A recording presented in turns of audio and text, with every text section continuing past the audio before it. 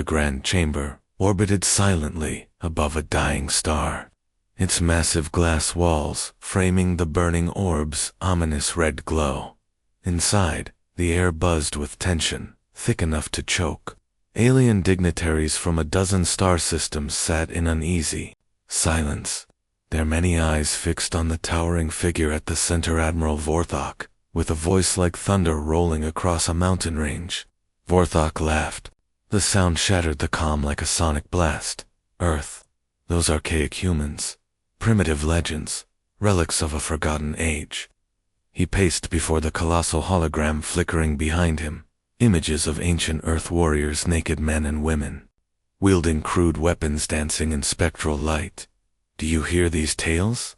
Vorthok spat. They speak of Earthlings tearing down fleets with nothing but grit and sticks. Preposterous. Our technology will sweep them aside as easily as swatting an insect. A ripple of discomfort passed through the assembly. The elders of the Zelari Dominion exchanged wary glances. The Shinnok delegates clenched their claws in silent protest. Only Vorthok's loyal officers stood unwavering, their eyes burning with fanatical certainty. Outside the chamber, Earth hung like a pale jewel, blue and green, serene and small, against the void's cold black canvas. Yet, beneath its placid surface, ancient forces stirred. Forces older than any star in the galaxy. Vorthok's gaze pierced the starry abyss beyond. Let this be a lesson, he declared, to any who doubt the might of the new order. We shall bring Earth to its knees, and those old tales will be nothing but ashes. The crowd erupted in applause, the sound echoing off the metallic walls. Yet in the shadows, a single voice whispered a warning, drowned beneath the roar of arrogance. Beware the forgotten, it said. The Admiral strode to the command dais, his boots clicking sharply on the polished floor. Prepare the fleet, he ordered. We leave for Earth's outer system in 3 standard rotations. His officers bowed, already spinning holographic star charts and battle plans. They spoke of overwhelming firepower, unbreakable shields, and devastating weapons. But none spoke of caution, of patience, or of respect for the old stories.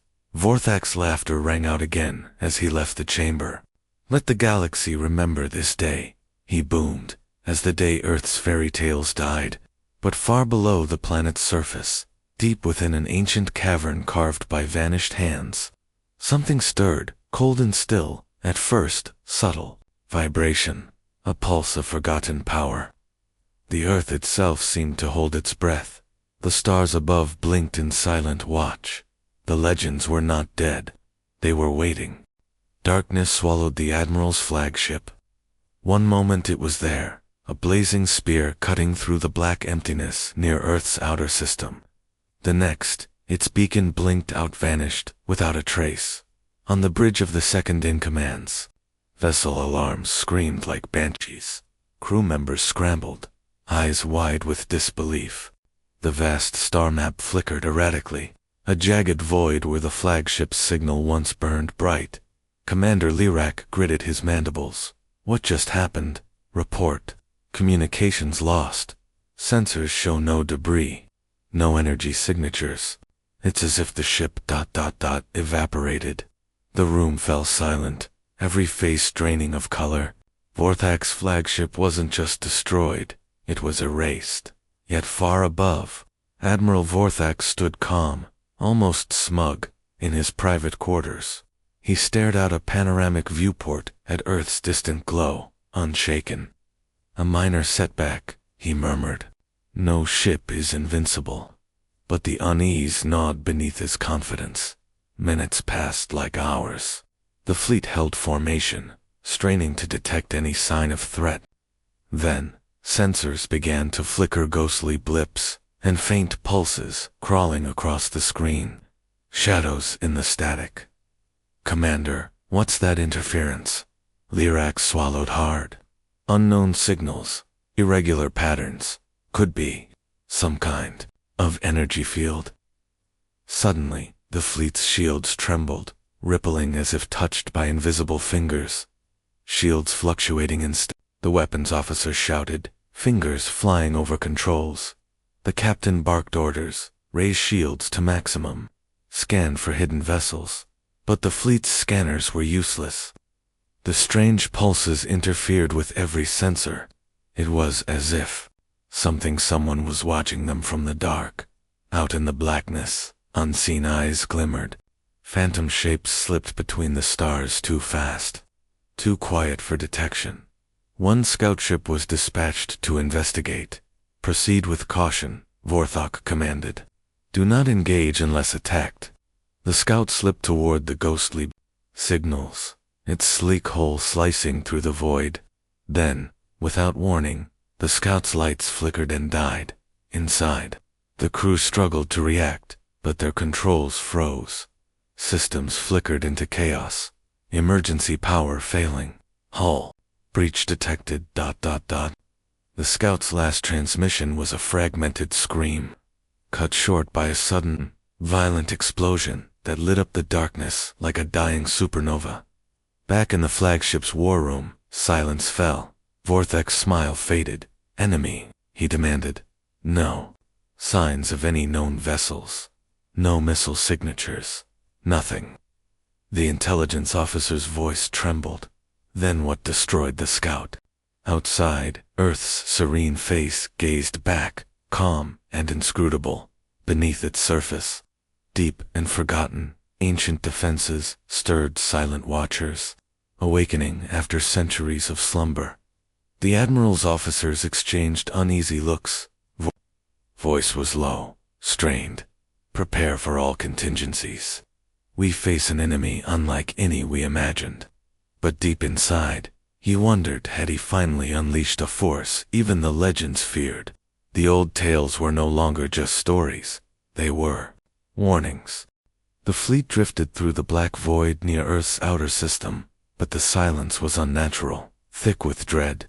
Sensors flickered erratically, struggling to decipher the strange pulses creeping across their screens like ghostly whispers. Commander. Lyrak stared at the blurring holographic star map. What are these readings? They don't match any known phenomena. The signals, they're almost alive, murmured the science officer, voice trembling. They move like something sentient, weaving between our sensors like shadows. The crew exchanged uneasy glances. The room felt colder, as if the very darkness had seeped inside. Captain, reports are coming in from scouts, an officer announced. They're seeing phantom ships, vessels appearing and disappearing at impossible speeds. No hull signatures, no energy emissions. Like ghosts. A cold silence fell. Admiral Vorthok's fury simmered beneath his composed exterior. Ghosts are tales for frightened children, he snapped. They do not exist in real space. Yet, as he paced the bridge, his eyes caught fleeting images on the periphery of the viewport, shapes moving in and out of the stars. Just beyond detection, send out more scouts, Vorthok ordered. Bring me proof of these so-called ghosts. If they exist, we will destroy them. Outside the fleet, the void rippled faintly.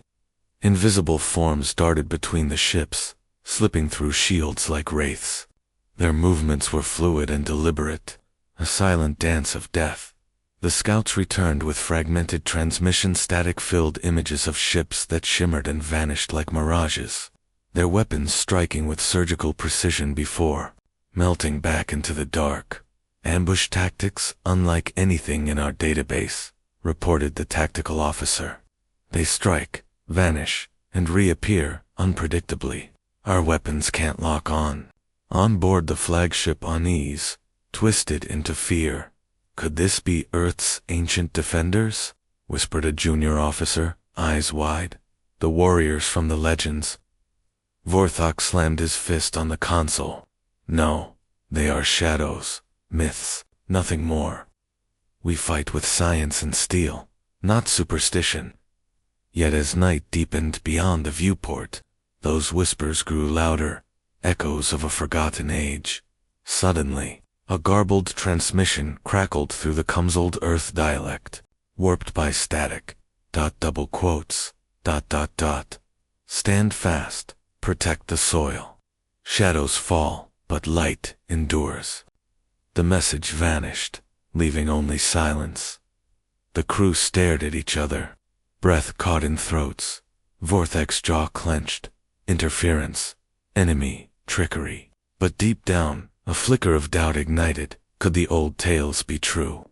Had Earth's defenders truly never left? Outside, unseen eyes watched, waiting for the next move. The ghosts between the stars were not just legends, they were a warning. The void was silent, too silent. Suddenly, without warning, the fleet was shattered. Explosions erupted like violent thunderstorms, tearing through the black like lightning bolts from nowhere. Ships erupted in firestorms, their hulls ripped apart by weapons unseen and unheard. "Brace for impact," shouted Commander Lyrak, voice cracking as alarms screamed. The flagship's shield flickered and groaned under invisible assault. A small warship closest to the fleet's edge blinked out in a flash of white light, leaving only debris spiraling silently in the void. "Impossible," yelled the weapons officer. No enemy lock-ons, no incoming missiles detected. But the destruction was undeniable. "Enemy ships. Where?" Vorthak demanded, rage and confusion twisting his features. "Unknown," Admiral Lyrak gasped. "They strike faster than our sensors can track, like lightning, disappearing before we can respond." Across the fleet, panic spread like wildfire. The phantom attackers moved like ghosts, lightning-fast vessels cloaked in shadows, striking with surgical precision, then vanishing into nothingness. From the command deck, Vorthak watched helplessly as his mighty fleet crumbled. His mind raced. How could such an invisible enemy exist? Then, a chilling realization.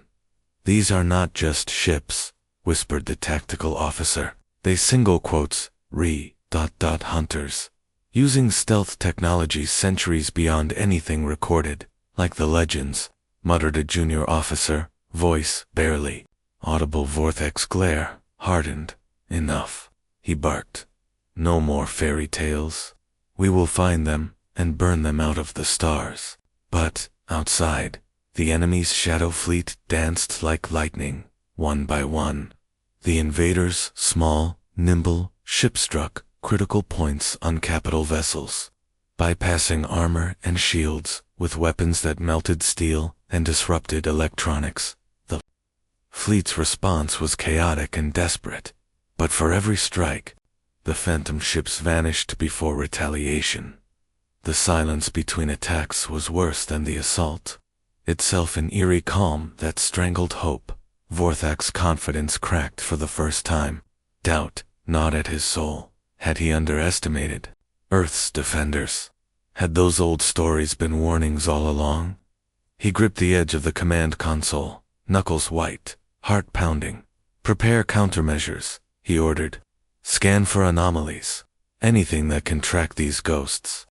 The crew scrambled to comply, but the strange energy pulses that warped their sensors made every attempt futile. Outside, Earth's distant blue glow remained steady and serene, almost mocking. As the fleet limped on, battered and broken, anew. Truth dawned. This war would not be won by might alone. It was a war of shadows and silence, and Earth's ghosts were hunting. The command deck was heavy with silence, silence deeper than space itself. The usual hum of the ship's engines felt muted, as if the vessel itself held its breath. Admiral Vorthak stood alone by the viewport, staring out at the swirling stars that cloaked Earth like an eternal shroud. His reflection wavered faintly against the cold glass, a ghost trapped between his pride and the crushing reality. Behind him, his officers whispered rumors of surrender, their eyes darting nervously. "Admiral," Commander Lyrak said cautiously, stepping forward.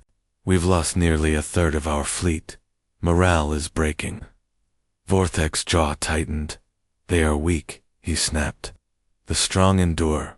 We will break Earth's resistance." But even as he spoke, doubt crept in cold and unwelcome. Memories clawed at him. The vanished flagship, the phantom strikes, the ghost ships that danced unseen through their defenses. How can invisible enemies tear through our might? He wondered aloud, voice hollow. An officer approached with datapads flashing warnings. The legends, the old Earth stories about guardians. We dismissed them as myth, but our sensors detect energy signatures similar to descriptions in the texts. Vorthok slammed a fist on the console. Enough. His voice thundered through the room. We fight with weapons, not ghosts. Yet that night, in the solitude of his quarters, the Admiral's walls seemed to close in. He replayed intercepted transmissions, whispers in ancient Earth dialect, cryptic warnings that chilled his bones. He stared at the cold metal walls, feeling the weight of failure pressing on his chest. His pride, once unshakable, was fracturing. Images of the Earth's serene surface flickered in his mind, like a calm before an impossible storm. He recalled the first meeting in the Grand Chamber, how he mocked the old tales with laughter that now felt hollow. Was he a fool? A reckoning loomed, not just for his fleet, but for his very soul. He paced restlessly outside. The stars blinked, distant and indifferent. His officers avoided his gaze, sensing the crack in their once mighty leader. Prepare for a new strategy, Vorthok finally commanded, voice quieter, but resolute. We cannot fight shadows with pride alone. A murmur of relief and fear rippled through the crew. Deep in his heart, Vorthok knew, to conquer Earth, he would have to face the legends he once scorned. The battle for survival had become a battle for belief, and Earth's ancient defenders were watching. Far below Earth's calm surface, where sunlight never reached, an ancient heart stirred. Millennia of silence cracked like fragile glass, deep within a labyrinth of stone and metal, forgotten by time and buried beneath layers of earth and ocean. A vast chamber hummed with a pulse older than any star. The air was thick with history, alive with power. A soft glow emerged from intricate carvings on walls, etched by hands long vanished, symbols that told of a time when Earth's defenders wielded forces beyond comprehension. A low vibration spread through the chamber, resonating with the planet itself, like a heartbeat awakening from an endless slumber. The Guardians had not disappeared. They had only waited, on the surface. Humans moved unaware, their bustling cities oblivious to the power awakening beneath their feet. But above, in the fleet orbiting Earth, tension boiled. Admiral Vorthak's voice cracked through the comm. Sensors are picking up strange fluctuations beneath the planet's crust. Energy spikes unlike anything we've seen. Commander Lirak frowned. Could this be the source of the interference? The phantom attacks? Possible, Vorthok admitted reluctantly. Prepare for ground operations. We must uncover whatever lies beneath.